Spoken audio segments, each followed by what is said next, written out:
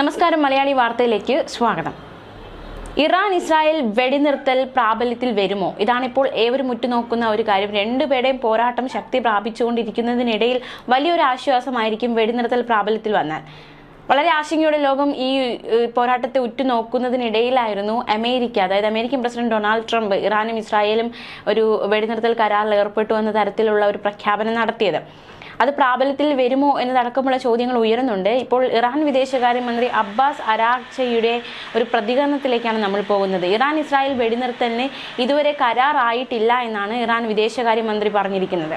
Israel ആക്രമണം നിർത്തിയാൽ ചർച്ചയ്ക്ക് തയ്യാറാണെന്ന സൂചനകളും ഇറാൻ അധികൃതർ നൽകി. ഇസ്രായേലാണ് യുദ്ധം തുടങ്ങിയതെന്ന് ഇറാൻ വിദേശകാര്യമന്ത്രി കുറ്റപ്പെടുത്തി. ഇതുവരെ വെടിനിർത്തലിന് കരാറില്ല എന്നാണ് ഇറാൻ വിദേശകാര്യമന്ത്രിയുടെ പ്രതികരണം. ഇസ്രായേൽ ഭരണകൂടം ഇറാനിയൻ ജനതയ്ക്കെതിരായ നിയമവിരുദ്ധമായ ആക്രമണം നിർത്തിയാൽ അതിനുശേഷം ഇറാൻ സൈനിക പ്രതികരണം തുടരില്ല, അല്ലെങ്കിൽ ഇറാനും അത്തരത്തിലൊരു സൈനിക തലത്തിലുള്ള നീക്കങ്ങൾ അവസാനിപ്പിക്കും എന്ന രീതിയിലാണ് ഇറാൻ വിദേശകാര്യമന്ത്രിയുടെ പ്രതികരണം.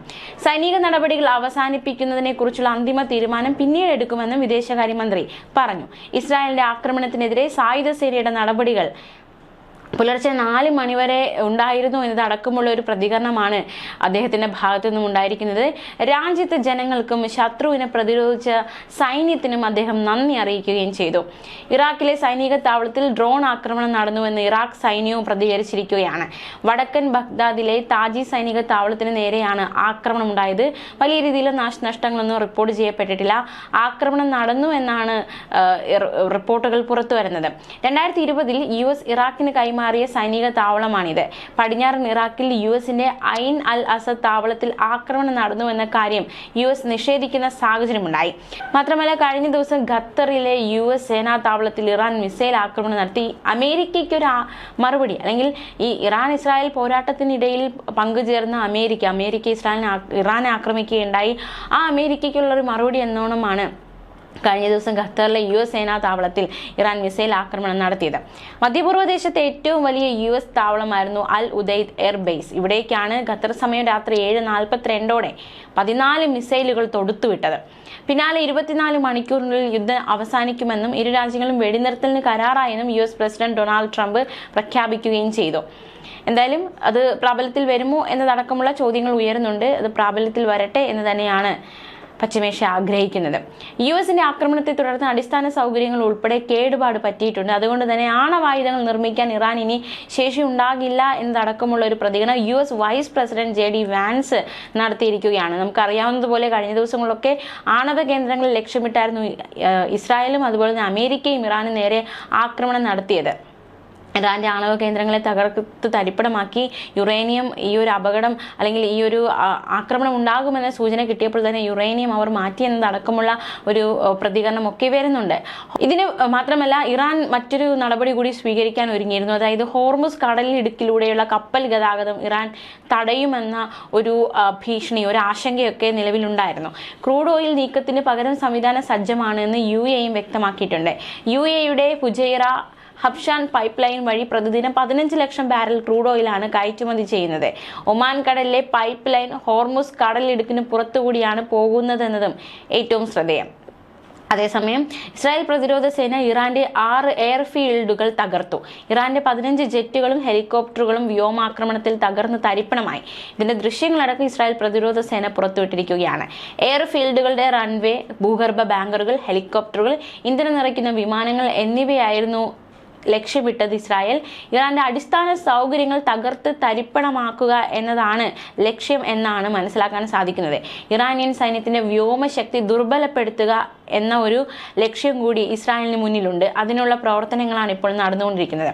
മാത്രമല്ല, ഇറാനിലെ കർമൻഷാ മേഖലകൾ കേന്ദ്രീകരിച്ചും ആക്രമണം ഉണ്ടായി. മിസൈൽ സംരക്ഷണ കേന്ദ്രങ്ങൾ ലക്ഷ്യമിട്ടായിരുന്നു IDF ആക്രമണം നടത്തിയത്. IDF ഇന്റലിജൻസ് ഡയറക്ടറേറ്റ് നൽകിയ വിവരത്തിന്റെ അടിസ്ഥാനത്തിൽ കൃത്യമായ ലക്ഷ്യം കണക്കാക്കിയാണ് ഇറാനെതിരെ മിസൈലുകൾ തൊടുത്തുവിട്ടത്. ടെഹ്റാനിലെ മെഹ്റാബാദ്, മഷാദ്, അതുപോലെ തന്നെ ഡസ്പുൾ എന്നിവിടങ്ങളിലെ വിമാനത്താവളങ്ങളെ ലക്ഷ്യമിട്ടും ആക്രമണം നടത്തിയിരുന്നു. ഇറാന്റെ സൈനിക ശേഷി കുറയ്ക്കുക എന്ന ലക്ഷ്യം കൂടി ഇസ്രായേലിനുണ്ട്. എന്തായാലും അതിനായുള്ള നീക്കങ്ങളൊക്കെ ശക്തമാക്കിയിട്ടുണ്ട് സേന. മാത്രമല്ല, കഴിഞ്ഞ ദിവസങ്ങളിലൊക്കെ ആണവ കേന്ദ്രങ്ങളിലും US വ്യോമാക്രമണം നടത്തിയതും ഏറ്റവും ശ്രദ്ധേയമാണ്. എന്തായാലും ഇറാഖിലെയും ഖത്തറിലെയും US സൈനിക താവളങ്ങളിൽ ഇറാൻ ആക്രമണങ്ങൾ നടത്തിയതിനെ തുടർന്ന് UAE-യിലേക്കും തിരിച്ചുമുള്ള നിരവധി വിമാന സർവീസുകൾ റദ്ദാക്കുന്ന സാഹചര്യമുണ്ടായി. UAE വ്യോമപാതകൾ താൽക്കാലികമായി അടച്ചിരിക്കുകയാണെന്ന് live flight tracking website flight radar വ്യക്തമാക്കി. പക്ഷേ ഇക്കാര്യത്തിൽ ഒരു സ്ഥിരീകരണം വന്നിട്ടില്ല. ഖത്തറിലെ US സൈനിക താവളങ്ങളെ ആക്രമണത്തെ തുടർന്ന് മേഖലയിലെ സാഹചര്യം സൂക്ഷ്മമായി നിരീക്ഷിക്കുന്നുണ്ടെന്ന് UAE വിമാന കമ്പനിയായ ഫ്ലൈ ദുബായ് വ്യക്തമാക്കി. കൂടാതെ ഇസ്രായേൽ പ്രധാനമന്ത്രി ബെഞ്ചമിൻ നെതന്യാഹുവുമായി US പ്രസിഡന്റ് ഡൊണാൾഡ് ട്രംപ് സംഭാഷണം നടത്തിയിരുന്നു. ഇസ്രായേൽ ഇറാൻ വെടിനിർത്തലിൽ നിർണായകമായത് ഈ ഒരു സംഭാഷണം മാറി എന്നാണ് US ഉന്നത ഉദ്യോഗസ്ഥർ അവകാശപ്പെടുന്നത്. വൈസ് പ്രസിഡന്റ് JD വാൻസിന്റെ നേതൃത്വത്തിലുള്ള സംഘം ഇറാനുമായി സമാധാനം പുനഃസ്ഥാപനവുമായി ബന്ധപ്പെട്ടുള്ള ചർച്ച നടത്തിയെന്നും റിപ്പോർട്ടുകൾ പുറത്തു വന്നിട്ടുണ്ട്, പ്രതികരണം വന്നിട്ടുണ്ട്. അതേസമയം വെടിനിർത്തൽ നിർദ്ദേശം ഇസ്രായേൽ അംഗീകരിച്ചതായും ഇറാന്റെ ഭാഗത്തു നിന്ന് പുതിയ ആക്രമണങ്ങൾ ഉണ്ടായിട്ടില്ല എന്നും വെടിനിർത്തലിനെ കുറിച്ച് ഉന്നത ഉദ്യോഗസ്ഥർ പ്രതികരിക്കുമ്പോൾ പോലും ആക്രമണം തുടരുന്നു എന്ന തരത്തിലുള്ള റിപ്പോർട്ടുകളാണ് ഇപ്പോഴും പുറത്തു വന്നുകൊണ്ടിരിക്കുന്നത്. തുടരാക്രമണത്തിന് തയ്യാറാകില്ലെന്നുള്ള സൂചന ഇറാന്റെ പക്കൽ നിന്ന് കിട്ടിയെന്നതടക്കമുള്ള ഒരു പ്രതികരണവും അധികൃതർ നടത്തിയിരിക്കുകയാണ്.